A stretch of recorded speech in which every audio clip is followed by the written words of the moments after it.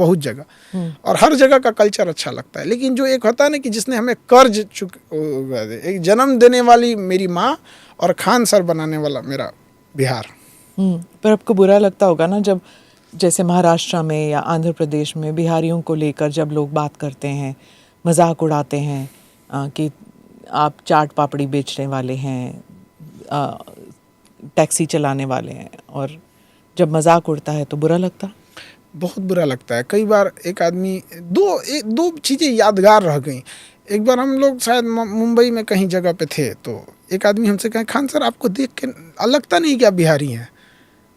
तब थोड़ा सा अजीब लगा, यार हम लोग भी तो इंसान ही हैं। और अगर हम मानिए कि हम रिक्शा ही ठेला चलाते हैं, वो भी तो इंसान है। अगर हम ना चलाए तो कोई ना कोई तो चलाएगा, तो फिर आप दूसरे को गालियाँ देंगे। एटलीस्ट कोई और ना सुन सके, हम अपने ऊपर ले लेते हैं। ढाल जो होता है लड़ाई का ना, बहुत जख्म खाया होता है, ताकि अपने पीछे न जाने कितनों को बचा लिया होता है। तो एटलीस्ट ये लोग दूसरे राज्यों को बोलते तो शायद वो बर्दाश्त नहीं कर पाते, शायद आग बबूला हो जाता है। एटलीस्ट हम अपने आप में संभाल के रखें उन लोग। नहीं, अब मुझे भी ऐसे कहा जाता था, तो आपको देख के लगता नहीं कि आप मद्रासी हो, तो बुरा तो लगता था उस वक्त। और एक दो बार पूछा भी मैंने, ऐसे क्यों बोलते हो, कि तुम काले नहीं हो। तो तब मैं बोलती थी I don't feel good about it. आप मेरे को कॉम्प्लीमेंट दे रहे हो क्या कि काली नहीं हो इसलिए? बुरा तो लगता था मुझे उस वक्त, पर क्या बोलोगे आप। तो फिर हिंदी बोलना सीखती थी कि मैं हिंदी में करूँगी। हिंदी का प्रोग्राम मेरा पहला था, हिंदी का सीखा मैंने कि कैसे बोलना है।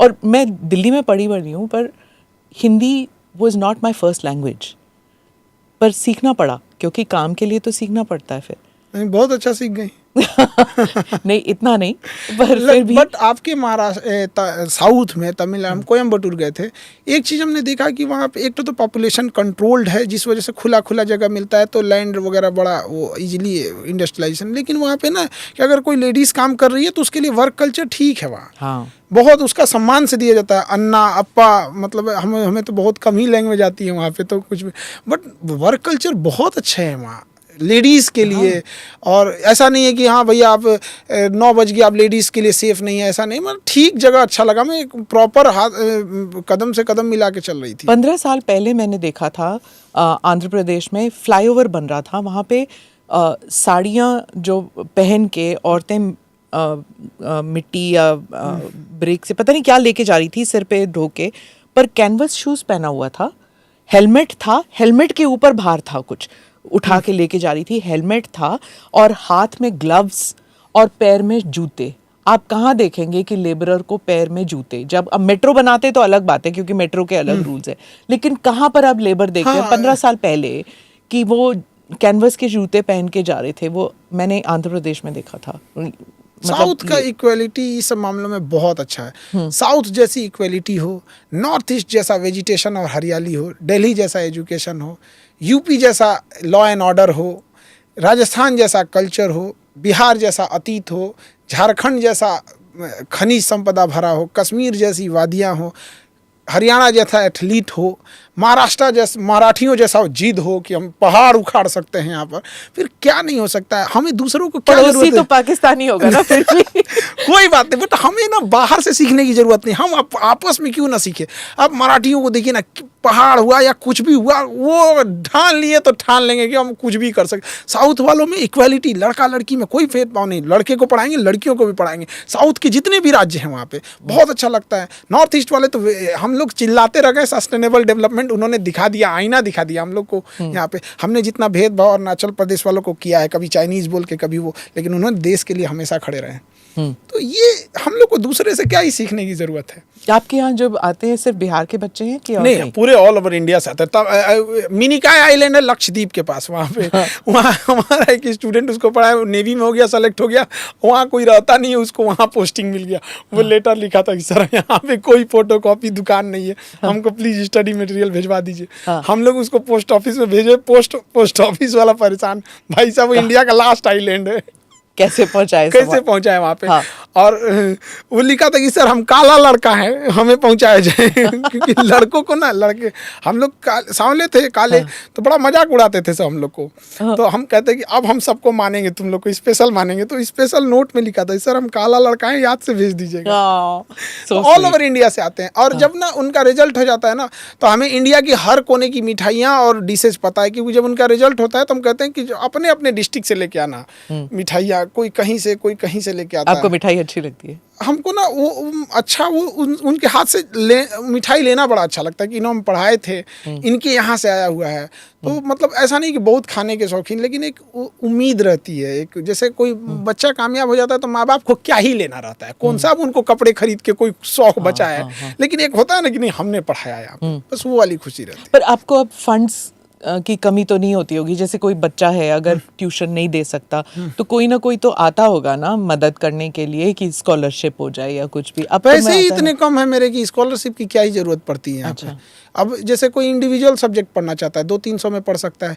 कोई किसी को अगर SDM बनना है, DSP बनना है, 4,500 में 4,500 रुपये में बढ़िया मोबाइल नहीं मिलेगा। UPSC में IAS बनना है, IPS UPSC का एग्जाम निकलना है तो 2.5 लाख फीस थी। हम ही हैं वो जिन्होंने इसे 10,000 पे लाया, 7.5 से 10,000 में। तो अब तो और भी 2 साल का कोर्स है।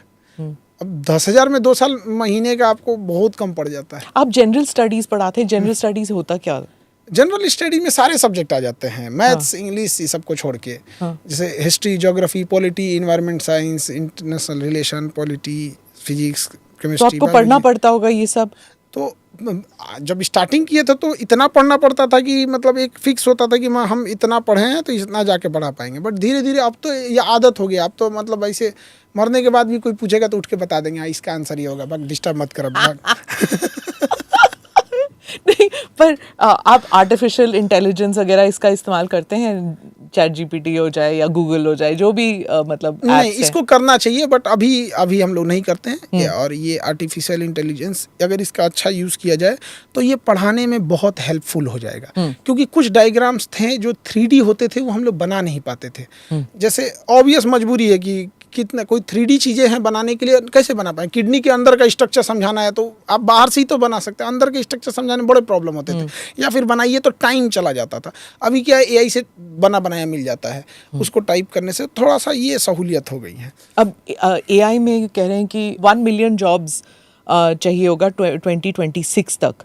इतने जॉब्स खुल जाएंगे AI के लिए, पर AI के जो इंस्टीट्यूट्स हैं यहाँ पर इतने हैं नहीं और डिमांड है AI के लिए।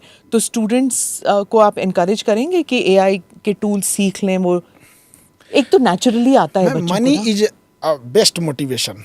हाँ, ठीक है, जिस दिन उन बच्चों को लग जाएगा इससे कमाई होगी तो चला जाएगा बच्चा वहाँ से। भाषण देते हैं सब ये बैठ के ना बड़े बड़े उसमें सेमिनार में कि बच्चों ये करो कर, ऐसा नहीं होता। एम्स वाला डॉक्टर अच्छा कमा लेता है, एम्स लोग चले गए। इंडिया में बहुत मायने रखता है यहाँ पे।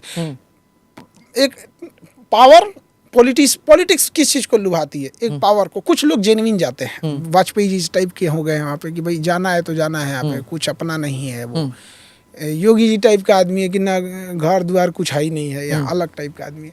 लेकिन जो बच्चों को क्या दिखता, आप AI से जॉब लेके दिखाने देखिए, आज शिफ्ट हो जाएगा, छोड़ देगा वो अपना ट्रेडिशनल स्टडी यहाँ पे, लेकिन ऐसे चिल्लाते रह जाएंगे, नहीं सुनेगा वो। क्योंकि जिस एज में बच्चा है उस एज में वो फ्री डिसीजन लेने के लिए स्वतंत्र नहीं है। उसके ऊपर माता पिता हैं, वो उसको 2 साल टाइम दे रहे हैं ना, तो उसके ऊपर सर पे चढ़े रहेंगे कि हमको ये चीज़ें चाहिए, इसके बदले में हमें ये चीज़ चाहिए। वो अगर बीटेक में एडमिशन ले लिया ना, 3rd ईयर से उनके खोपड़ी पे चढ़ जाएंगे, तुम कमाया क्यों नहीं अब तक, तुमको एक भी सैलरी क्यों नहीं मिली अब तक। तो बच्चों के ऊपर भी ये रिस्पॉन्सिबिलिटी रहती है। जब हम कहते हैं ना कि to be successful is the motivation, कि आपको अगर नौकरी मिल जाती है या फिर आपको हाई पेइंग जॉब में से बिजनेस में आप जा सकते हैं, तो that is a big motivation factor. लेकिन उससे is that the only thing? मतलब क्या होना चाहिए? वेल्थ होना चाहिए, सक्सेस होना चाहिए? क्या इसमें कोई फ़र्क है? हर लेवल की शौक अलग अलग होती है। बचपन में खिलौनों से बड़ा कोई मोटिवेशन नहीं होता था। बड़े हुए तो कपड़ों की शौक, उससे बड़े हुए तो प्रेम में चले गए। तो एक एज होता है, तो जिस एक एज आएगा जहाँ वेल्थ बहुत बड़ी चीज़ दिखेगी, वेल्थ होनी चाहिए, उसके बाद थोड़ा सक्सेस होनी चाहिए। उस एज के बाद एक बच्चे जब और एज में जाएंगे तो उन्हें सोशल पावर चाहिए होगा वहाँ पे। उसके बाद जब एक एज ढलेगा तो सस्टेनेबिलिटी खोजने लगेंगे, देहरादून में जाके बस जाएंगे, चंडीगढ़ में जाके बस जाएंगे। तो हम एक तराजू से सबको नहीं तौल सकते हैं। अभी जो जनरेशन है, यंग जनरेशन है, उनको एथिक्स के साथ साथ वेल्थ, भैया एथिक्स मोरल ये नहीं कि किसी को कुछ भी कर दे, हमारे काम से पैसे आए हैं और किसी को उजाड़ दे, ऐसा नहीं। एथिक्स के साथ दौड़ जाए। जब वेल्थ आ जाता है, इस वेल्थ से वो